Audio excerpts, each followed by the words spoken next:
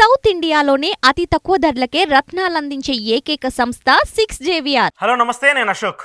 AP రాజకీయాల్లో చాలా ఉత్కంఠభరిత పోరుకి తెరపడింది. అయితే ఎన్నికలకు సంబంధించి రిజల్ట్స్ రావాల్సి ఉంది. అయితే ఎన్నికల్లో జరిగినటువంటి పోలింగ్ ఏదైతే ఉందో ఆ పోలింగ్ పైన ఇరు పార్టీలు చాలా ధీమాగా ఉన్నాయి. ఇటు జగన్మోహన్ రెడ్డి మళ్ళీ తిరిగి అధికారంలోకి వస్తానని చెప్పేసి భావిస్తూ ఉంటే, చంద్రబాబు నాయుడు అలాగే కూటమి మళ్ళీ తిరిగి అధికారంలోకి వస్తాము, ఈసారి ప్రజలు మాకు అవకాశం ఇస్తారంటూ కూడా నమ్మకంగా ఉన్నాయి. అయితే నిన్న జగన్మోహన్ రెడ్డి కొన్ని సంచలన వ్యాఖ్యలు చేశారు. గతంలో ఏవైతే 151 స్థానాలు వచ్చాయో అంతకు మించి ఈసారి రిజల్ట్ రాబోతుందంటూ కూడా ధీమా వ్యక్తం చేశారు. ఇక బొత్స సత్యనారాయణ జగన్మోహన్ రెడ్డి ప్రమాణ స్వీకారం చేసి తేదీని కూడా ప్రకటించారు. 9వ తారీఖు జగన్మోహన్ రెడ్డి విశాఖలో ప్రమాణ స్వీకారం చేస్తారు. ఆ తర్వాత రాజధానిగా విశాఖను ప్రకటిస్తారంటూ కూడా ప్రకటించారు. సో ఈ నేపథ్యంలోనే 9వ తారీఖు జగన్మోహన్ రెడ్డి ప్రమాణ స్వీకారం చేయడానికి గల కారణం ఏంటి, ఆ రోజు ముహూర్త బలం ఎలా ఉంది, ఆ ముహూర్తాల మీద జగన్మోహన్ రెడ్డి తదుపరి రాజకీయ భవిష్యత్తు ఎలా ఉండబోతుంది అనేది ఈరోజు మనం ఇంటర్వ్యూలో మాట్లాడదాము. ఇంటర్వ్యూలో నాతో పాటు పార్టిసిపేట్ చేస్తున్నారు political analyst and astrologer GVLN చారి గారు. చారి గారు నమస్కారం. సో ఏంటి, జగన్మోహన్ రెడ్డి గారు రిజల్ట్స్ రాకముందే కొంత ధైర్యంగా ధీమాగా నేను 9వ తారీఖు ప్రమాణ స్వీకారం చేయబోతున్నాను, మనకు వచ్చే సీట్లు ఇవని చెప్పేసి నిన్న వాళ్ళ పార్టీ కార్యక్రమాలకు సంబంధించిన ఒక మీటింగ్లో చెప్పారు. బొత్స సత్యనారాయణ గారు కొంచెం ముందు ఒక అడుగు ముందుకేసి ప్రమాణ స్వీకారం చేసే తేదీని ఆ ప్రాంతాన్ని కూడా ప్రకటించారు. ఏం చెప్తారు మీరు దీని గురించి? శ్రీ గురుభ్యో నమః. ఒక రాష్ట్ర ముఖ్యమంత్రి పూర్తి స్థాయిలో తన విజయ దుందుబిని మోగించాడు అనడానికి పూర్తి విశ్లేషణ మనం గతంలో చెప్పుకున్నాం. గెలుస్తున్నారు. ఇక్కడ విజయం అనేటువంటిది నల్లేరుపై బండి నడక, అది ఖాయమైపోయింది. ఇక్కడ ప్రధానంగా ఇక ఈ సమయం అయిపోయిన తర్వాత ప్రమాణ స్వీకార ముహూర్తం అనేటువంటిది చివరి ఘట్టం. ఎలక్షన్లో చివరి ఘట్టం, తన పాలనకు ఆరంభం. సో ఈరోజు మనం పెట్టేటువంటి ముహూర్తం ఏదైతే ఉందో, ప్రమాణ స్వీకార ముహూర్తం ఏదైతే ఉందో, అది 2029కి కూడా పూర్తి స్థాయిలో అనుకూలంగా రావడానికి ముహూర్తం నిర్ణయించాలి పెద్దలందరూ. ఈ పండితులు కానీ, పంచాంగకర్తలు కానీ, జ్యోతిష్యులు కానీ భవిష్యత్తుని దృష్టిలో పెట్టుకుని మనం ముహూర్త నిర్ణయం చేయాలి. విజయనగర సామ్రాజ్యుడైనటువంటి శ్రీకృష్ణదేవరాయలకి తాతాచార్యుల వారు ఒక దండయాత్రకు ముహూర్తం పెడితే, ఆ ముహూర్తం యొక్క ఫలితం విజయాన్ని సాధించి మరో దండయాత్రకు కూడా అది నాంది పలికి శ్రీకృష్ణదేవరాయలకి ఓటమి అనేటువంటి లేనటువంటి ముహూర్తాలు తాతాచార్యుల వారు ప్రపితామహ సిద్ధాంతం ప్రకారం పెట్టారు. అంటే ఈనాటి మెగా జ్యోతిష్యులకు కానీ, పాపులర్ జ్యోతిష్యులకు కానీ, అంటే బ్రహ్మంగారు చెప్పినట్టుగా ఉల్లిపాయలు ఎన్ని పొరలు ఉంటాయి, ఎంతమంది జ్యోతిష్యులు కలియుగంలో ఉంటారు, సో దానివల్ల జ్యోతిష్యం పలచబడుతుందన్నమాట మనకు కాలజ్ఞానాలు ఇచ్చారు. కానీ ఈ ప్రపితామహ సిద్ధాంతం అనేటువంటి దాన్ని చాలా అరుదైనటువంటి శాస్త్రం అది. సో అందులో నుంచి నేను ప్రధాన అంశాలు తీసుకొని 2029లో మేలో వచ్చినా, మళ్ళీ జూన్లో వచ్చినా కూడా ఆ సమయంలో కూడా జగన్మోహన్ రెడ్డి గారు తిరిగి మళ్ళా ప్రమాణ స్వీకారం వరకు ఆయనకి ఎలాంటి ఇబ్బందులు లేకుండా ఉండే విధంగా, సరే 9వ తారీఖున వాళ్ళు నిర్ణయించారు కాబట్టి ఒక అభిమానిగా, శాస్త్రం తెలిసినవాడిగా నా వంతు బాధ్యత ఇది కూడా నెరవేర్చడం ఉద్దేశంతో ఒక ముహూర్తాన్ని నిర్ణయించడం జరిగింది. మనం ఆ ముహూర్తాన్ని నిర్ణయించే ముందు జ్యోతిష్యులు కానీ, పండితులు కానీ, మరి ఎవరైనా కొంత మనం అవగాహన కల్పించాల్సిన అవసరం ఉంది. శుభకార్యాలకు పెట్టే ముహూర్తాలు వేరు, వివాహాది శుభకార్యాలు పెట్టే ముహూర్తాలు వేరు, అక్షరాభ్యాస ముహూర్తాలు వేరు, అన్నప్రాసనాది ముహూర్తాలు వేరు, మిగిలినటువంటి కార్యాలు పెట్టే ముహూర్తాలు వేరు. ఇది పర్టికులర్గా ఇప్పుడు నేను చెప్పబోయే అంశాలు రాజ్యాధికారాన్ని శాశ్వతంగా నిర్మించుకోవడం కోసం ఒక రాజు తన నిర్ణయం మేరకు తాను ఎక్కడ ఉండదలుచుకున్నాడో ఆ ప్రాంతంలో సుభిక్షమైనటువంటి పాలన అందించడానికి పెట్టేటువంటి కొన్ని అంశాల్లో ఏది పెట్టకూడదు, ఏవి పెట్టాలనే అంశాన్ని మనం ఈ రోజున పూర్తి స్థాయిలో మన ప్రేక్షకులకి విశ్లేషణ చేసే ప్రయత్నం చేద్దాం.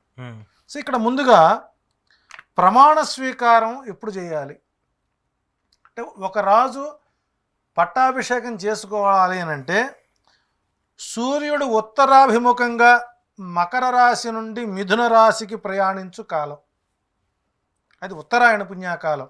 అంటే సుమారు జనవరి నుంచి జూలై మధ్య వరకు. ఓకే. సో ఏదైనా ఏ రాజు అయినా సరే ఒక దండయాత్ర చేయాలి అని అంటే ఈ జనవరి జూలై సమయాన్ని విడిచిపెట్టి మిగిలినటువంటి నెలల్లోనే యుద్ధం చేయాలి.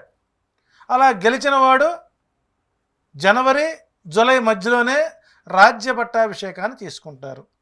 ఇది అనుకూలమైన కాలం. రెండోది, పదవిలో సుస్థిరముగా ఉండుటకు ఆ ముహూర్త చక్రానికి గురు శుక్రులు బలముగా ఉండాలి. శుభగ్రహములు కేంద్ర కోణములలోనూ అశుభగ్రహాలు 3, 6, 11 స్థానాల్లోనే ఉండాలి. రవి రాజ్యాధికారమునకు సూచించు గ్రహము కావున ముహూర్త చక్రంలో కూడా రవి బలముగా ఉండాలి. జన్మ లగ్నాధిపతి, ముహూర్త లగ్నాధిపతి, వర్తమాన మహాదశ, అంతర్దశ, సూక్ష్మదశ, అణుదశ, పరమాణు దశ, మూలక దశ, ఈ దశల్లో గురుడు పూర్తి స్థాయిలో స్థిర నివాసై ఉండాలి. ఇలా ఉన్నటువంటి ముహూర్తాన్నే రాజులు పండితుల చేత నిర్ణయించుకునేటువంటి వారు.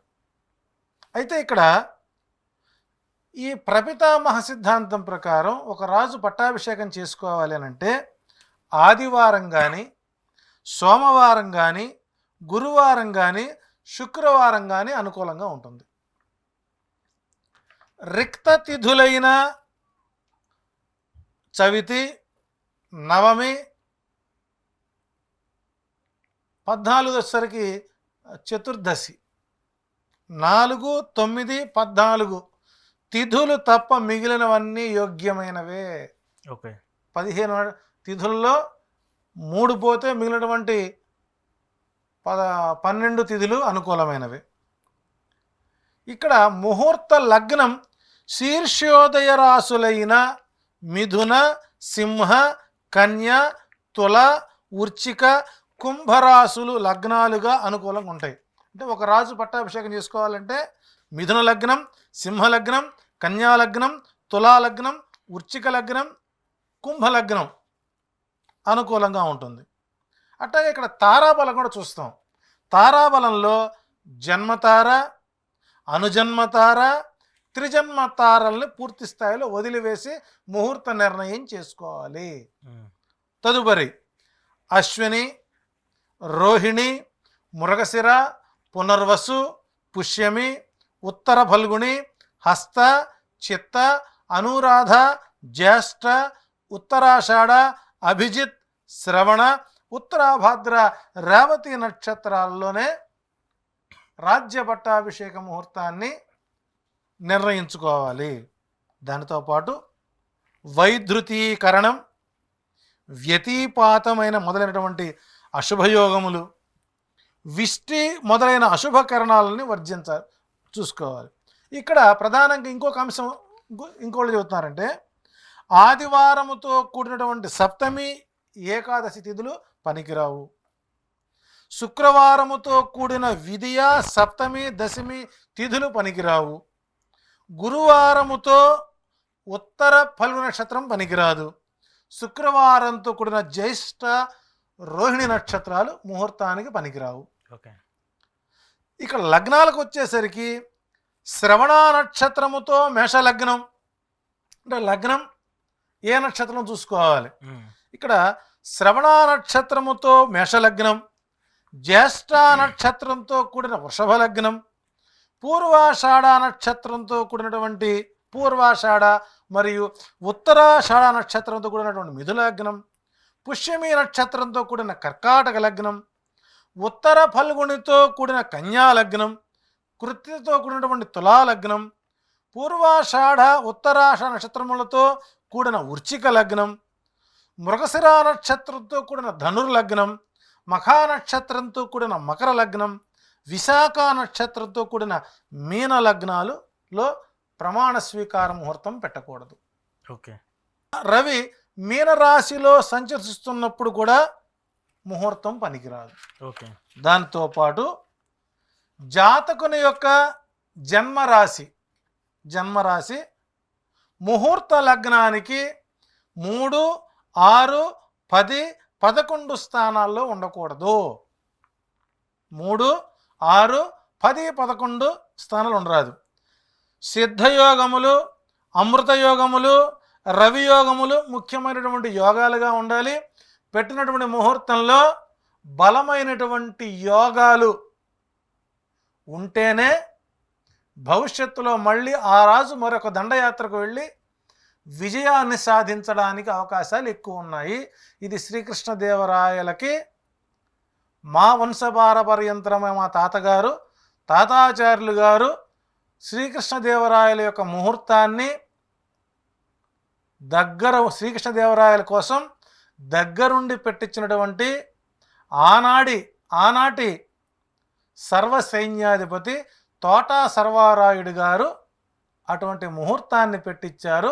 అటువంటి ముహూర్త గ్రహ యోగాలు ఉన్నటువంటి సమయమే 9 జూన్ 2024 సంవత్సరం సాయంత్రం 4:18 నుంచి 4:48 మధ్యకాలంలో జగన్మోహన్ రెడ్డి గారి ప్రమాణ స్వీకారాన్ని చేయడానికి అవకాశాలు ఎక్కువ ఉన్నాయి.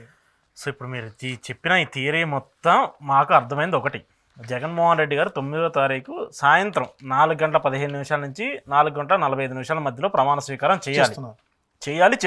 అంటే ఇక మా వర్షంలో చెప్పాలంటే స్వస్తి శ్రీ చాంద్రమానేన శ్రీ క్రోధినామ సంవత్సర జ్యేష్ఠ శుక్ల తదియ పునర్వసు నక్షత్రయుక్త వృశ్చిక లగ్నం అనగా 9/6/2024 ఆదివారం 4:18 నుంచి 4:48 మధ్య తులా వృశ్చిక లగ్న సమ్మేళనంలో, అంటే అక్కడ ఉండేటువంటి హడావుడి కొద్దిగా వచ్చినా కూడా ఆదివారం సాయంత్రం 4:18 నుంచి 4:48 ముగింపులోగా ఆంధ్ర రాష్ట్ర నూతన ముఖ్యమంత్రి వర్యులుగా విశాఖపట్నం సముద్ర తీర ప్రాంతమునందు ప్రమాణ స్వీకార ముహూర్తం నిర్ణయించడమైనది.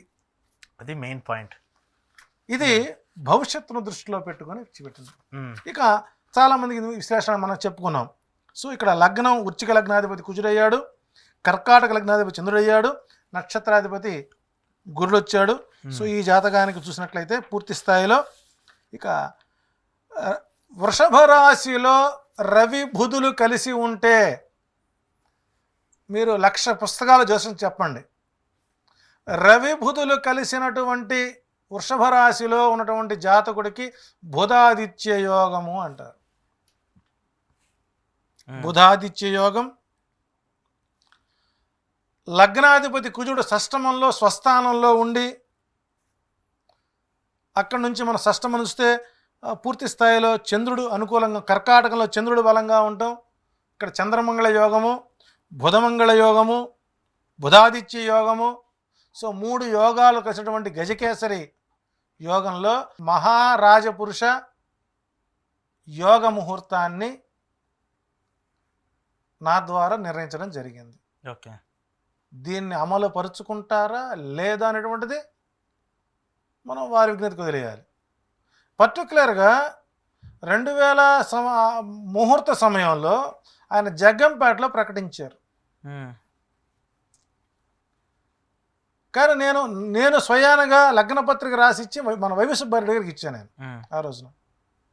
ఆయన దాని మీద తర్జుమా చేసుకున్నాడు. సార్, ఈ లగ్న ముహూర్తం కనుక మీరు మరి పార్టీ ఆవిర్భావించుకుంటే భవిష్యత్తులో ఇబ్బంది లేకుండా ఉంటుంది అన్నాం. సో వాడు అప్పటికి సార్ ఏదో వాళ్ళకు ఉండేటువంటి ఎబిలిటీస్ వాళ్ళకు ఉంటాయి కాబట్టి ఎవరో పెట్టేశారు. దానివల్ల 2014 ఓటమి పాలయ్యారు. దానికి నేను క్లారిఫికేషన్ ఇచ్చాను, వాడు ఎందుకు ఓడిపోయారు అనే క్లారిఫికేషన్ ఇచ్చాను. 2019లో గెలిచిన దానికి కూడా మనం ఇచ్చున్నాం. సో కాబట్టి ఇటువంటి దివ్యమైన ముహూర్తం, ఇటువంటి గ్రహ మేళవింపు ముహూర్తం మళ్ళీ 2029 మే నెలాఖరులో ఒక ముహూర్తం ఉంది. మీరు చరిత్రకారులు కనుక చూసినట్లయితే రాయలవారి తొలి విజయయాత్ర ఇదే లగ్న సంధిలోనే, ఇదే లగ్న సంధిలో, ఇదే నక్షత్ర మేళవింపులో, ఇదే యోగాల్లో ఆయన రాజ్య పట్టాభిషేకాన్ని చేసుకున్నాడు. కొన్ని దుర్గాలను జయించాడు, కొన్ని రాజ్యాలను జయించాడు. కాబట్టి అటువంటి దివ్య ముహూర్తంలో జగన్మోహన్ రెడ్డి గారు ప్రమాణ స్వీకారం చేయడం, దీనివలన పూర్తి స్థాయిలో రాజ్యపాలన, తదుపరి సుభిక్షమైనటువంటి పంటలు, సుభిక్షమైనటువంటి వర్షాలు, జలాశయాలు నిండుగా ఉండటం, రైతాంగం సుభిక్షంగా ఉండటం జరుగుతుంది. ఇక పగటి ముహూర్తాలు ఏవో సింహలగ్నానికి పెట్టుకొచ్చారు. పగటి ముహూర్తం ఈ 4:40 అనేటువంటిది ఏంటంటే, చాలామంది సాయంకాల సమయం గతంలో కొంతమంది ముఖ్యమంత్రులు పెట్టి ఇబ్బందులు పడ్డారన్నారు. ఒక సందర్భంలో మోడీ గారు సాయంత్రం 6:30 ప్రమాణ స్వీకారం చేశారు. అది మూడోసారి కూడా ఆయనకి ఆ ముహూర్త బలం, మూడోసారి కూడా ఆయన ప్రధానమంత్రి కాబోతున్నారు. సో కాబట్టి ఇక్కడ చెడగొట్టడం మనం ఏం చేయలేం. ఈ ముహూర్తం కాకుండా మార్నింగ్ అవర్స్ కానీ, మధ్యాహ్నం అవర్స్ కానీ, అభిజిత్ ముహూర్తాలు కనుక ఆయన ప్రమాణ స్వీకారం చేస్తే 5 నుంచి 6 స్థానాల్లో బైపోల్స్ వచ్చే అవకాశాలు ఉంటాయి. ఓకే, 5 నుంచి 6 6 స్థానాల్లో కృష్ణా జిల్లాలో 1, పశ్చిమ గోదావరి జిల్లాలో 1, కడప జిల్లాలో 1, కర్నూలు జిల్లాలో 1, ఉత్తరాంధ్రలో 1, 5 స్థానాల్లో బైపోల్ రావడానికి అవకాశాలు ఉంటాయి. కాబట్టి దయచేసి పూర్తి స్థాయిలో పరిశీలించి ప్రమాణ స్వీకారం చేయడం ఆంధ్ర రాష్ట్ర శ్రేయస్కరంగా భావిస్తుంది. కాబట్టి వాలంటీర్గా నేను ముందుకొచ్చి మన ఛానల్ ద్వారా ఈ ముహూర్త యొక్క విశ్లేషణ చేయడం జరుగుతుంది. సో ఇప్పుడు ఈ జాతకం ఇప్పుడు మీరు చెప్పినటువంటి జగన్మోహన్ రెడ్డి జాతకాన్ని కూడా తీస్తున్నారా దీంట్లో? పూర్తి స్థాయిలో ఆయన ప్రమాణ స్వీకారం విశాఖపట్నం చేస్తున్నారు. సో విశాఖపట్నం యొక్క జాతకం తీసుకో. విశాఖపట్నం ఎప్పుడు ఎస్టాబ్లిష్ అయింది, విశాఖపట్నం అసెంబ్లీ ఎప్పుడు ఎస్టాబ్లిష్ అయింది, అది తీసుకోవాలి. ఆయన వ్యక్తిగత జాతకం తీసుకోవాలి. జగ్గంపేటలో ప్రకటించినటువంటి ముహూర్త లగ్నాన్ని తీసుకోవాలి. అన్ని విధాలు తీసుకొని నిర్ణయించడం జరిగింది. ఓకే, 11వ తారీఖు ప్రమాణ స్వీకారం మాత్రం కొద్దిగా జగన్ గారు ఇబ్బంది పడతారు. మళ్ళీ ఒకవేళ 9 కాదు 11 మంగళవారం పనికిరాదు, మంగళవారం చేయకూడదు చూస్తున్నాం మనం. సో కొంత అవకాశాలు మళ్ళీ ఇబ్బందులు పడే పరిస్థితి ఉన్నాయి. సో కాబట్టి బొత్సగా ఎవరు చెప్పారు తెలియదు, 9th అనేటువంటిది రైట్ డే, కానీ టైం అనేటువంటి మాత్రం సెట్ చేసుకోవడం మాత్రం ఇబ్బందులు పడాల్సి వస్తుంది. కాబట్టి మార్నింగ్ అవర్స్ వచ్చే ఏ లగ్నాలకైనా సరే, సింహ లగ్నం కానీ మిథున లగ్నం, ఏ లగ్నాన్ని సరే బైపోల్స్కి ఛాన్స్ మనం ఇవ్వకూడదు. ఒక 5 స్థానాలకి పగటి ముహూర్తాల వల్ల బైపోల్స్ వచ్చే అవకాశాలు ఉన్నాయి. అందులో వాళ్ళ లగ్నానికి మాతృదోషాలు కనబడుతున్నాయి, కొంత రాజకీయ అనిశ్చితి అనేటువంటి ఉంటుంది. కాబట్టి పర్ఫెక్ట్ 2029లో కూడా జగన్మోహన్ రెడ్డి గెలుపుకి ఈ ముహూర్తమే నాందిగా ఉంటుందనడానికి నేను 100% నేను అగ్రిమెంట్ ఇస్తాను. ఓకే, చూద్దాం. మరి మీరు 2019 కూడా తీసుకొని చెప్తున్నారని చెప్పారు కాబట్టి, సో దీనికి ఎలా ఉంటుందో కూడా ఈ సిమిలారిటీస్ చూసుకుందాం. చూద్దాం ఈ ముహూర్తాన్ని వాళ్ళు ఏమైనా ఫాలోఅప్ చేస్తారా. మీరు ఆల్రెడీ ఇచ్చానని చెప్తున్నారు, సో వాళ్ళు దాన్ని ఎలా కన్సిడర్ చేస్తారనేది చూద్దాం. థ్యాంక్ యూ చారి గారు. ఇది చారి గారితో జగన్మోహన్ రెడ్డి ప్రమాణ స్వీకారానికి సంబంధించి ముహూర్తం బలం ఎలా ఉండాలి, ఆ బలానికి ప్రకారము జగన్మోహన్ రెడ్డి ప్రమాణ స్వీకారం చేస్తే ఎంతవరకు రాజ్యయోగం ఉండే అవకాశం ఉంటుందనేది కూడా చారి గారు క్లియర్గా వివరించారు. చూస్తూనే ఉండండి ఈహా టీవీ. ఇది చారి గారితో ఎక్స్క్లూజివ్ ఇంటర్వ్యూ.